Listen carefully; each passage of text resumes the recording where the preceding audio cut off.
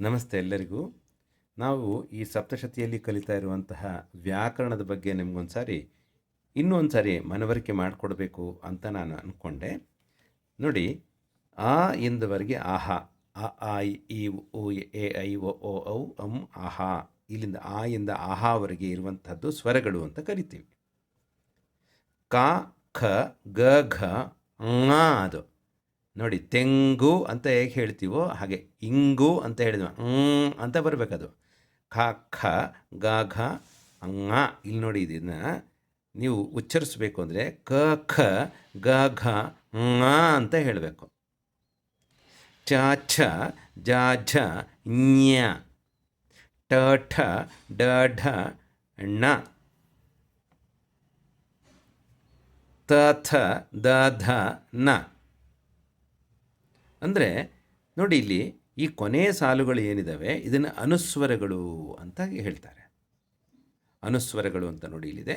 ಅದನ್ನು ಮೂಗಿನಿಂದ ನಾವು ಉಸಿರಾಡ್ತೀವಿ ಹೇಳುವಾಗ, ಮೂಗಿನಿಂದ ಉಸಿರಾಡುವಾಗ ಆ ಜಾಗದಿಂದ ನಾವು ಹೇಳ್ತಿರ್ತೀವಿ. ಅದಕ್ಕಾಗಿ ಅದನ್ನು ङ, ಅದು ಅನುಸ್ವರಗಳು ಅಂತ ಹೇಳಿ ङ ಞ ಣ ನ ಅನ್ನುವಂಥದ್ದು.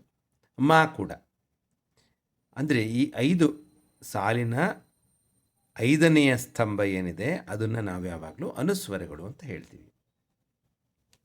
ಹಾಗೆ ಆಮೇಲೆ ಕೊನೆಗೆ ಇಲ್ಲಿ ಬನ್ನಿ, ಇಲ್ಲಿ ಯ ರ ಲ ವ ಶೇಷ ಸಾಹ ಳ ಕ್ಷ ಅದನ್ನು ಅವರ್ಗೀಯ ವ್ಯಂಜನಗಳು ಅಂತ ಕರಿತೇವೆ. ಇದೊಂದು ನಿಮಗೊಂದು ಮನವರಿಕೆ ಆಗಬೇಕು. ಇಲ್ಲಿ ನೋಡಿ, ಈ ಕಕಾರದ ಹಿಂದೆ ಸೊನ್ನೆ ಬಂದರೆ ಏನು ಮಾಡಬೇಕು? ಚಕಾರದಿಂದ ಇಲ್ಲಿ ಕ ಖ ಗ ಘ ಞದಿಂದ ಹಿಂದೆ ಸೊನ್ನೆ ಬಂದ್ರೂ ಏನು ಮಾಡಬೇಕು ಅಂದರೆ ಆ ಸೊನ್ನೆಯನ್ನು ङ ಅಂತ ಹೇಳಬೇಕು. ङ. ತೆಂಗು, ತೆಮ್ಗು ಅಂತ ಬರಿತೀವಿ ನೋಡಿ. ಬರೆಯುವಾಗ ನೋಡಿ, ಇಲ್ಲಿ ತೆಮ್ಮ ಗು ಬರೆದ್ವಿ, ಆದರೆ ಹೇಳೋದು ತೆಂಗು ಅಂತ ಹೇಳಿ ಗಕಾರದಿಂದ ಸೊನ್ನೆ ಇತ್ತು, ಅದಕ್ಕೋಸ್ಕರ ಇದನ್ನು ङ ಹೇಳಿದ್ವಿ. ಇಲ್ಲಿ ತೆಂಗು ಅಂತ. ಇಂಗು ಅಂತ ನೋಡಿ, ಇಮ್ಗು ಅಂತ ಬರೆದಿದ್ದೀವಿ, ಆದರೆ ನಾವು ಹೇಳೋದು ಇಂಗು ಅಂತ.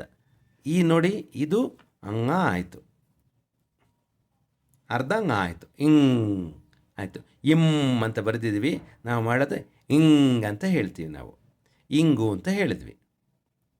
ಹಾಗೆಯೇ ಚ ಛ ಜ ಝ ಞ ಈ 5 ಅಕ್ಷರಗಳ ಹಿಂದೆ ಯಾವುದೇ ಸೊನ್ನೆ ಬಂದರೆ ಅದನ್ನು ಞದಿಂದ ಹೇಳಬೇಕು. ಚಂಚಲ ನೋಡಿ, ಚಂಚಲ ಅಂತ ಬರ್ತಿದ್ದೀವಿ, ಆದರೆ ಹೇಳುವಾಗ ಚಂಚಲ ಅಂತ ಹೇಳ್ತೀವಿ. ಇದನ್ನು ಅದರಿಂದ ರೀಪ್ಲೇಸ್ ಮಾಡಿದ್ದೀವಿ ನಾವು. ಹೌದಾ? ನೋಡಿ, ಇದು ಟ ಠ ಡ ಢ ಣ, ಇದು ಟ, ಇದು ಎರಡನೇ. ಈ ಸ್ತಂಭದಲ್ಲಿ ಬಂದಿರುವಂಥದ್ದೆಲ್ಲ ಮಹಾಪ್ರಾಣಗಳು, ಈ ಸ್ತಂಭದಲ್ಲಿರುವಂಥದ್ದೆಲ್ಲ ಅಲ್ಪ ಪ್ರಾಣಗಳು. ನೋಡಿ, ಗ ಘ ಜ ಝ ಡ ಢ ದ ಧ ಟ ಠ ದ ಥ ತ ಥ. ನೋಡಿ, ಇದು ಹೇಳುವಾಗ ನಾವೇನು ಹೇಳಿದ್ವಿ? ಪ್ರಾಣನ ಜಾಸ್ತಿ ಉಪಯೋಗಿಸ್ತೀವಿ, ಅದಕ್ಕೆ ಇದನ್ನು ಮಹಾಪ್ರಾಣ ಅಂತ ಹೇಳಿದರು. ನೋಡಿ, ಈಗ ಟಕ ಟ ಠ ಡ ಢ ಣ ಇವದ್ರ ಹಿಂದೆ ಸೊನ್ನೆ ಬಂದಾಗ ಅದನ್ನು ನಕಾರದಿಂದ ಹೇಳ್ತೀವಿ.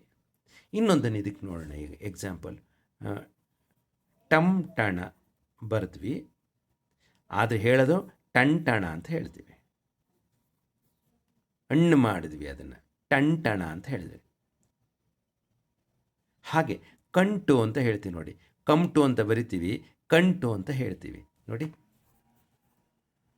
ಕಮ್ಟು ಅಂತ ಬರೆದ್ವಿ, ಏನಪ್ಪ ಇದು, ಏನೋ ಎಣ್ಣೆ ಕಂಟು ಅಂತ ಹೇಳ್ತಿರ್ತೀವಲ್ಲ, ನೋಡಿ ಹೇಳುವಾಗ ಕಂಟು ಅಂತ ಹೇಳಿದ್ವಿ ಅದನ್ನು. ಹಾಗೆ ಇಲ್ಲಿ ತ ಥ ದ ದ ನ ಹಿಂದೆ ಸೊನ್ನೆ ಬಂದರೆ ಅದನ್ನು ನಕಾರವನ್ನಾಗಿ ಹೇಳಬೇಕು. ಇದನ್ನು ಅನುಸ್ವರಗಳು ಅಂತ ಹೇಳ್ತಾರೆ. ಈ ಸೊನ್ನೆ ಬರೋದನ್ನೆಲ್ಲ ಅನುಸ್ವರಗಳು, ಅದನ್ನು ಇದರಿಂದ ಈ ಕೊನೆಯ ಸ್ತಂಭದಿಂದ ನಾವು ರೀಪ್ಲೇಸ್ ಮಾಡಬೇಕು. ಇನ್ನು ಪಾಪ ಬಾಬಾಮ ಏನಿದೆ ಅದು ಸಹಜವಾಗಿ ಇಲ್ಲಿದೆ ನೋಡಿ. ಪಾಪ ಬಾಬಾಮ ಏನಿದೆ ಅದನ್ನು ಮಕಾರದಿಂದನೇ ಹೇಳ್ತೀವಿ. ಇದು ಸಾಮಾನ್ಯವಾಗಿ ತಿಳ್ಕೊಳ್ಬೇಕಾದ ವಿಚಾರ. ಇದರಲ್ಲಿ ಈಗ ಬೆಳಿಗ್ಗೆ ಕ್ಲಾಸಲ್ಲಿ ಹೇಳುವಾಗ ಹೇಳ್ತಾ ಇದ್ದಿಲ್ಲ, ವಿಸರ್ಗ ಬಂದ ಶ್ರೀ ಕೈಟ ಭಾರಿ, ವಿಸರ್ಗದ ಮುಂದೆ ಕಕಾರ ಬಂದಾಗ ಅರ್ಧ ಹಕಾರವನ್ನು ಹೇಳಬೇಕು. ಇನ್ನೊಂದು ಆ ವಿಸರ್ಗದ ಬಗ್ಗೆ ಹೇಳಿಬಿಟ್ಟು ಆಮೇಲೆ ಎಕ್ಸಾಂಪಲ್ಗೆ ಹೋಗೋಣ.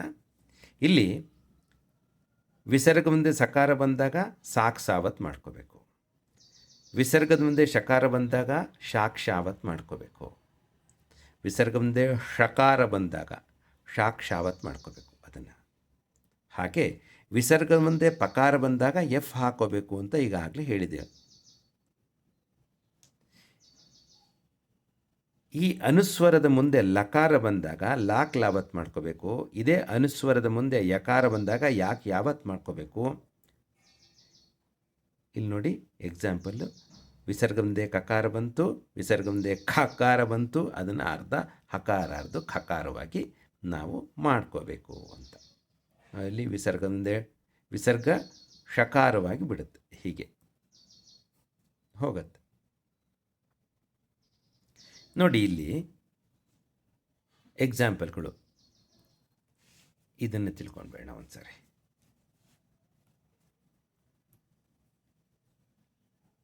ನಾವು ಈ ಕಂಠದಿಂದ ಉತ್ಪತ್ತಿಯಾಗುವಂಥವು ಯಾವ್ಯಾವಿದ್ದಾವೆ, ಅದು ಕ ಖ ಗ ಘ ङ. ನಾಲಿಗೆ ಅಲ್ಲೇ ಟಚ್ ಆಗಿರಬೇಕು ಆ 5 ಅಕ್ಷರಗಳನ್ನು ಹೇಳುವಾಗ. ತಾಲವ್ಯದಲ್ಲಿ ಬಂದಾಗ ಚ ಛ ಜ ಝ ಞ, ನಾಲಿಗೆ ಮೇಲಕ್ಕೆ ಹೋಯಿತು. ಮೂರ್ಧ್ಯ ಅದರಲ್ಲಿ ಬಂದಾಗ ಟ, ನಾಲಿಗೆ ಸುತ್ತಕೊಂತು, ಟ ಠ ಡ ಢ ಣ ಆಯಿತು. ಇಲ್ಲಿ ನೋಡಿ ದಂತದಿಂದ ತ ಥ ದ ಧ ನ. ಓಷ್ಟ ಅಂತ ಅಂದರೆ ತುಟಿಗಳಿಂದ ಉತ್ಪತ್ತಿಯಾಗುವಂಥದ್ದು ಪ ಫ ಬ ಭ ಮ. ನಾವು ಅಮ್ಮ ಅಂತ ಹೇಳುವಾಗ ಆ ಎಲ್ಲಿಂದ ಉತ್ಪತ್ತಿ ಆಯಿತು, ನಾಭಿಯಿಂದ ಉತ್ಪತ್ತಿ ಆಗುತ್ತೆ ಆಕಾರ ಅಂತ ಹೇಳ್ತಾರೆ. ಅಂದರೆ ನಾವು ಹೃದಯದಿಂದ ಅಮ್ಮ ಅನ್ನುವಂಥದ್ದು ಹೇಳ್ತೀವಿ. ಈ ಮಮ್ಮಿ ಅಂತ ಹೇಳಿದ್ರೆ ಮ ಮಿ ಎರಡೂ ಕೂಡ ಓಷ್ಟದಿಂದ ಉತ್ಪತ್ತಿ ಆಯಿತು, ಅಂದರೆ ತುಟಿಯಿಂದ ಉತ್ಪತ್ತಿ ಆಯಿತು, ತುಟಿಯಿಂದಲೇ ಹೋಯಿತು. ಹಾಗಾಗಿ ಮಮ್ಮಿ ಅನ್ನೋದು ಬದಲು ಅಮ್ಮ ಅಂತ ಹೇಳಬೇಕು ಅಂತ ಸಹಜವಾಗಿ ಎಲ್ಲ ಕಡೆಯೂ ಹೇಳ್ಕೊಂಡು ಬರ್ತಾರೆ. ಈಗ ನೋಡಿ ಈ ಎಕ್ಸಾಂಪಲ್ ತಗೋಣ. ಈಗ ನಾವು ಸಹಜವಾಗಿ ಬಳಸುವಂತಹ ನೋಡಿ ಕಂಕಣ, ಕಂಕಣ ಅಂತ ಬರೆದ್ವಿ. ಅಲ್ಲಿ ಕಕಾರದಿಂದ 0 ಇತ್ತು, ಅದನ್ನೇನು ಮಾಡಿದ್ವಿ ಂಗಾ ಬರ್ಕೊಂಡ್ವಿ. ಕ ಖ ಗ ಘ ಂಗಾ ಎಂದು ರೀಪ್ಲೇಸ್ ಆಯಿತು. ಅದನ್ನು ಕಂಕಣ ಅಂತ ಬರೆದ್ವಿ. ಇಲ್ಲಿ ನೋಡಿ ಶಂಖಂಚಕ್ರ, ನಾವಿಲ್ಲಿ ಬಳಸುವಾಗ ಶಂಖಂಚಕ್ರ ಅಂತ ಬರುತ್ತೆ. ಶಂಖ ಅಂತ ಬರೆದಿದ್ವಿ, ಶಂಖಂ ಚಕ್ರಂ ಅಂತ ಬರೆದಿದ್ವಿ. ನೋಡಿ ಶಂಖ, ಈ 0 ಶಂಖ ಅಂತ ಬರೆದಿರೋದು ಶಂಖ ಆಯಿತು. ಆದರೆ ಹಾಗೆ ಇಲ್ಲಿ ಈ 0 ಚಕಾರದಿಂದ 0 ಇದೆ, ಅದು ಜ್ಞ ಆಯಿತು. ಶಂಖಂಚಕ್ರಂ ಬಂತು. ಹಾಗೆ ಚಂಚಲ ಅಂತ ನಾವು ಸಾಮಾನ್ಯವಾಗಿ ಹೇಳುವಾಗ ಚಂಚಲ ಅಂತ ಬರೀತಿರ್ತೀವಿ. ಇಲ್ಲಿ ಹೇಳುವಾಗ ಚಂಚಲ ಅಂತ ಇದು ರೀಪ್ಲೇಸ್ ಆಯಿತು, ಇಲ್ಲಿಗೆ ಚಂಚಲ ಅಂತ ಆಯಿತು. ಬರೆಯುವಾಗ ಇದನ್ನು ಹಿಂಗೆ ಬರಿತೀವಿ, ಪ್ರಬೋಧಂಚ ಪ್ರಬೋಧಂಚ ಜಗತ್ಸ್ವಾಮಿ ಅಂತ ಬರುತ್ತಲ್ಲ. ಅಲ್ಲಿ ನೋಡಿ ಚಕಾರದಿಂದ 0 ಬಂತು, ನಾವಿಲ್ಲೂ ತಿಳ್ಕೊಂಡ್ವಿ ಚಕಾರದಿಂದ 0 ಬಂದಿದ್ದನ್ನು. ಇಲ್ಲಿ ಪ್ರಬೋಧಂಚ ಮಾಡ್ಕೊಂಡ್ವಿ. ಇಲ್ಲಿ ಟಂಟಣ ಅಂತ ಟಂಟಣ ಅಂತ ಹೇಳೋದು. ಈಗ ನೋಡಿ ಟಕಾರದಿಂದ ಇರುವಂಥ 0 ಏನಾಯಿತು, ಟಕಾರದಿಂದ ಇರುವಂಥ 0 ನಕಾರವಾಗಿ ಪರಿವರ್ತಿತವಾಯಿತು. ಟಂಟಣ ಅಂತ ಹೇಳಿಬಿಡ್ವಿ, ಟಣ ಆಯಿತು. ಇಲ್ಲಿ ಕಂಠ ಅಂತ ಹೇಳುವಾಗ ಕಮಟ ಅಂತ ಬರೆದಿದ್ವಿ, ಠಕಾರದಿಂದ 0 ಬಂದಾಗ ಅರ್ಧ ನಕಾರವನ್ನು ಹೇಳಿದಾಗ ಕಂಠ ಆಯಿತು, ನಾಕೆ ಠಾವತ್ತಾಯಿತು. ತಂದೂರಿ ಅಂತ ಹೇಳುವಾಗ ತಮ್ದೂರಿ ಅಂತ ಬರೆದಿದ್ದೀವಿ, ಹೇಳುವಾಗ ಇದು ತನ್ದೂರಿ ಅಂತ ಹೇಳ್ತೀವಿ, ಹಾಗೆ ತಂದೂರಿ ಆಯಿತು. ಸುರಂ ದೇವ್ಯ ಹಾಗೆ ಹೇಳಬಾರ್ದು. ಸುರನ್ದೇವ್ಯ ಅಂತ ಹೇಳಬೇಕು. ದಕಾರದಿಂದ ಸೊನ್ನೆ ಇದೆ, ಅದನ್ನು ಸುರನ್ದೇವ್ಯ ಸುರನ್ದೇವ್ಯ ಅಂತ ಹೇಳಿ ಬರ್ಕೊಂಡಿದ್ದೀವಿ. ಹೀಗೆ ಇಲ್ಲಿ ಇದನ್ನು ವಿಸರ್ಗ ಅಂತ ಹೇಳೋದು, ಇದನ್ನು ಅನುಸ್ವರ ಅಂತ ಹೇಳುವಂಥದ್ದು. ವಿಸರ್ಗ ಅನುಸ್ವರ, ವಿಸರ್ಗ ಅನುಸ್ವರ. 2 ಸೊನ್ನೆ ಹಾಕಿದ್ರೆ ವಿಸರ್ಗ, ಅಹಾ ಅಂತ ಹೇಳುವಾಗ ಅದು ವಿಸರ್ಗ ಆಗುತ್ತೆ. ಇದು ಅಂತ ಹೇಳುವಾಗ ಅದು ಲಕಾರದಿಂದ ಹಿಂದೆ ಸೊನ್ನೆ ಇದೆ, ಲಾಕ್ ಲಾವತ್ ಕೊಟ್ಕೊಂಡಿದ್ವಿ. ಇದೊಂದು ಸ್ವಲ್ಪ ವಿಶೇಷವಾಗಿ ನೀವು ಗಮನಿಸಬೇಕು. ಲಕಾರದಿಂದ ಸೊನ್ನೆ ಬಂದಾಗ ಲಾಕ್ ಲಾವತ್ತಾಗತ್ತೆ, ಯಕಾರದಿಂದ ಸೊನ್ನೆ ಬಂದಾಗ ಯಾಕೆ ಯಾವತ್ತಾಗತ್ತೆ. ಹಾಗೆ ಇನ್ನೊಂದು ಪ ಫ ಬ ಭ ಮ, ಇದ್ರ ಹಿಂದೆ ಬರುವಂಥ ಎಲ್ಲವೂ ಕೂಡ ಮಕಾರವಾಗಿ ಪರಿವರ್ತಿತವಾಗ್ತವೆ. ಸಕಾರದಿಂದ ಸೊನ್ನೆ ಬಂದಾಗ, ಶಕಾರದಿಂದ ಸೊನ್ನೆ ಬಂದಾಗ, ಸಕಾರದಿಂದ ಸೊನ್ನೆ ಬಂದಾಗ ಅದು ಮಕಾರವೇ ಆಗುತ್ತೆ, ಅರ್ಧ ಮಕಾರ. ಹಾಗೆ ಶಕಾರದಿಂದ ಸೊನ್ನೆ ಬಂದಾಗ ಸೊನ್ನೆ ಬಂದಾಗ ಅದು ಮಕಾರವೇ ಆಗತ್ತೆ. ಇಷ್ಟನ್ನು ತಿಳ್ಕೊಂಡಿರಿ. ಇನ್ನೊಂದು ಸರಿ ನೋಡಬೇಡ. ಆಗಿಂದ ಹಾವರೆಗೆ ಸ್ವರಗಳು, ಆಯಿಂದ ಆಹಾವರೆಗೆ ಸ್ವರಗಳು ಕ ಖ ಗ ಘ ङ ಚ ಛ ಜ ಜ ಞ ಟ ಠ ಡ ಢ ಣ ತ ಥ ದ ದ ನ ಪ ಫ ಬ ಭ ಮ. ಇದು ವರ್ಗೀಯ ವ್ಯಂಜನಗಳು. ಅವರ್ಗೀಯ ವ್ಯಂಜನಗಳು ಅಂದರೆ ಯಾ ಇಂದ ಕ್ಷವರೆಗೆ, ಯಾರ ಲವ ಶೇಷ ಸಹ ಳ ಕ್ಷ ಅಲ್ಲಿ ತನಕನೂ ಅವರ್ಗೀಯ ವ್ಯಂಜನಗಳು ಅಂತ ಕರೀತಾರೆ. ಆಮೇಲೆ ಇದು ವಿಸರ್ಗ, ಸೊನ್ನೆ ಬಂದರೆ ಅನುಸ್ವರ.